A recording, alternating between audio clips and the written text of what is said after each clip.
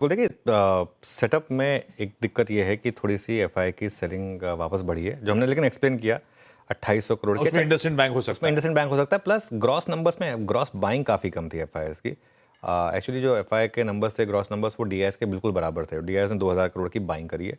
वो बार्स आएंगे आपकी स्क्रीन पर। वो जो एक लग रहा था कि अब एफआई की सेलिंग कंप्लीटली खत्म हो चुकी है या बहुत कम हो चुकी है, उसमें वापस एक बड़ा नंबर जुड़ गया 2800 करोड़ का। लेकिन अगर इसमें आप पिंच ऑफ सॉल्ट जोड़ना चाहें इंडसइंड बैंक का तो जोड़ सकते हैं। पोजीशनिंग इंडेक्स फ्यूचर्स में उसमें कुछ बहुत ज़्यादा चेंजेस हैं नहीं वैसे। ये परसों की स्क्रीन और कल की स्क्रीन आपको सेम दिखेगी, क्योंकि वो ऑलमोस्ट सेम ही है। अगर आप उसको चेंजेस देखेंगे फॉर एग्जांपल, तो ऑलमोस्ट सेम अनुपात में दोनों तरफ लॉन्ग शॉर्ट में चेंजेस हुए हैं। कुछ बहुत ज़्यादा चेंजेस बेसिकली है नहीं। इंडेक्स फ्यूचर में भी 80 करोड़ की मामूली बाइंग हुई। स्टॉक फ्यूचर्स में भी बहुत मामूली 622 करोड़ की बाइंग हुई। और अगर आप ट्रेंड देखेंगे विद इन इंडेक्स फ्यूचर्स, तो थोड़ी सी निफ्टी में बाइंग, थोड़ी सी बैंक निफ्टी में सेलिंग। और वो टेबल आएगी अब आपकी स्क्रीन पर।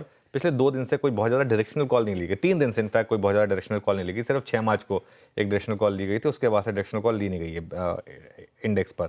लॉन्ग शॉर्ट 600 लॉन्ग ऐड हुए, 165 शॉर्ट ऐड हुए, मतलब कुछ चेंज नहीं हुआ बेसिकली। और इसीलिए वो आपको ग्राफ दिखाई देगा एकदम फ्लैट है। और अगर आप इसको परसेंटेज फॉर्म में देखेंगे तो भी 18.15 से 18.34, 1,79,000 का 1,79,000 ही ये मामला। इंडिया विक्स फ्लैट था, 0.63% बढ़ा। थोड़ा सा पुट कॉल रेशो जरूर ऊपर आया, 1.09 पर आया वर्सेस 0.91।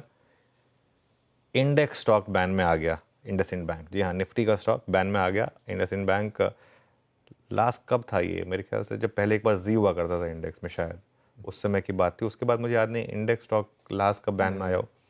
सेल भी बैन में आया।